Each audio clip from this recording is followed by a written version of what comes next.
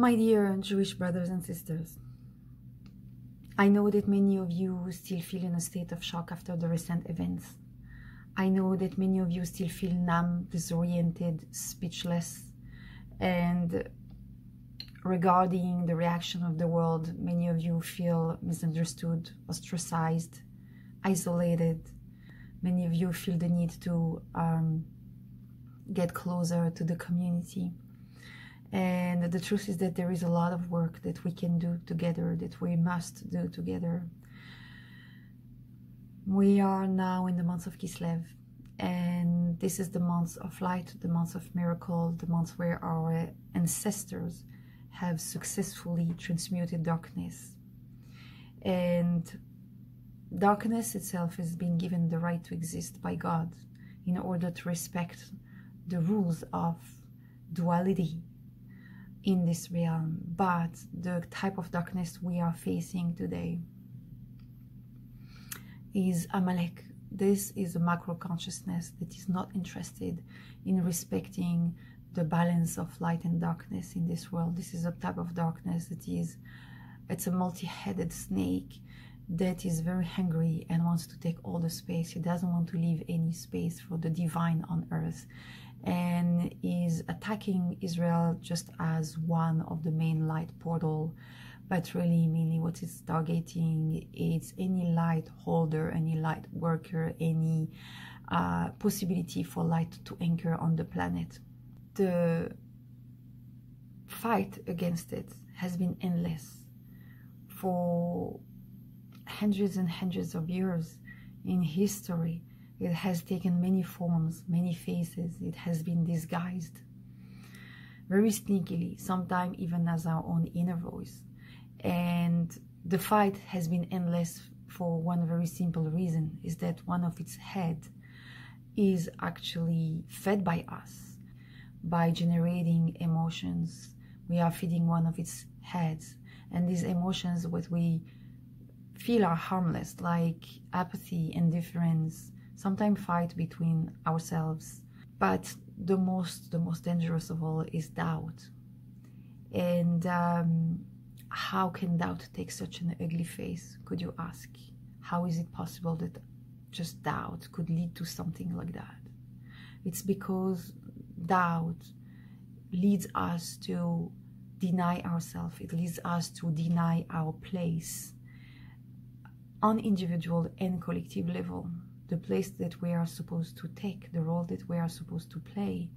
Being born into the Jewish nation is a sign of a soul contract, a contract we are carrying in our DNA and for which we are holding codes that we need to activate. And when I doubt, I'm giving away the power that I was supposed to embody in order to make space for more light. And who am I giving away this power to?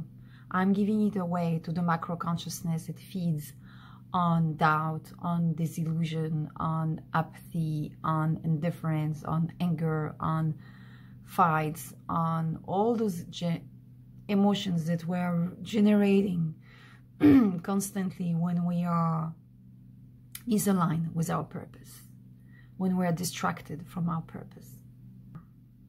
The whole world is denying us our place in Israel. The whole world is accusing us for stealing our ancestral land. And we have succeeded to reacquire our ancestral land on a physical plane, part of it on a physical plane. But how much of the etheric and spiritual plane of that holy land have we reacquired, have we occupied? How much of it? How much of our spiritual mission that is intrinsically linked to that land have we aligned with? If this place is denied to us, it's because we haven't stepped fully into our space on etheric plane. We haven't embodied that mission fully yet. We still have some work to do, and this work needs to happen on a collective level. We could all ask ourselves, what is the part of power that we could embody more on individual and collective level? How could we align more with our soul purpose on individual and collective level? What is the part of our contract, of our soul contract, that we could honor more? We have been reminded to not forget to erase the memory of Amalek from under the sky. What does it mean? What do we need to be reminded? The recent events that we all witnessed are a reminder of the essence we are called to transmute. It's a reminder of the part of healing that we need still to operate on a collective level, because it has awakened collective memories that need to be transmuted. I know that I am not speaking about fighting the darkness, I'm speaking about transmutation of the darkness, because fighting would project ourselves back into the heart of the macro consciousness that is about antagonism, that is about dualism. And what we are doing here is rising above dualism. We are rising above right against wrong, left against right, all of those polarities. We are rising above this dual realm now in order to cross to a higher version of humanity. Remember that we are alchemists, and as alchemists we can transmute anything just through the light, by holding the light, because light can transmute anything. And of course, when we let the darkness densified to the point that it became that it acquired an identity, acquired a form of independence, then we also have to fight it on a physical plane. All the nations are called to embody their own light in order to activate the light body of the planet. All the individuals that are entrusted to hold light in order to activate their portal in their motherlands also have to remember of that mission, because all of us together we will reactivate the light body of the planet, and then the synergy, the balance, the energetic balance between light and darkness will change completely. And those macro consciousness, by displacing people from their original land, they intentionally wanted to create confusion and distortion in this reactivation. But let's be very aware of not diabolizing this micro consciousness, because that would be again falling into the trap of duality. They only have the power that we give them, and the moment we withdraw our power from them, they will be left lifeless. We are all called to pay attention now, to become very aware with the individual work that remain to be done, the density, the darkness that we are still holding in our own hearts, and the darkness, the densities that we are still holding as nation, as people. We all have some cleanup to do, some clearing.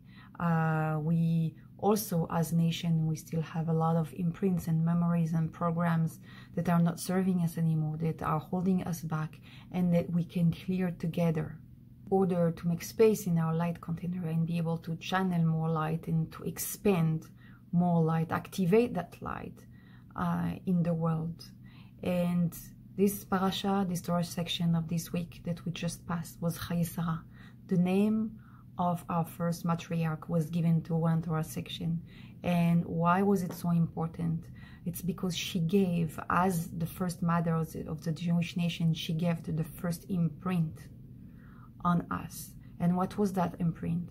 That was the imprint of sovereignty. Sarah, that we traditionally translate as princess, actually means sovereign. And we all need to embody that attribute of sovereignty, both on individual and collective level. She knew how to create proper boundaries to maintain a healthy and clear container for the light that both Avraham and her were drawing into the world, because both of them had a universal dimension of their work. They were reaching out to the whole world. But Sarah was the one who was taking care of the integrity of the light vessel.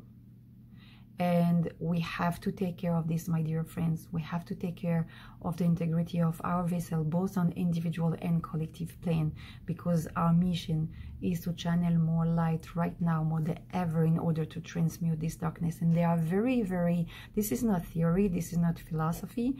All the Jewish rituals, they are actually designed to maintain the integrity of the vessel. It is time now to cross to a new cycle, to embody a new version of humanity, and to embody a new version of us as Jewish people, how we are taking our place in the world, how we are serving the collective, how we are aligning with our higher calling. We are one soul. We can work together. We're supposed to work together to make this happen.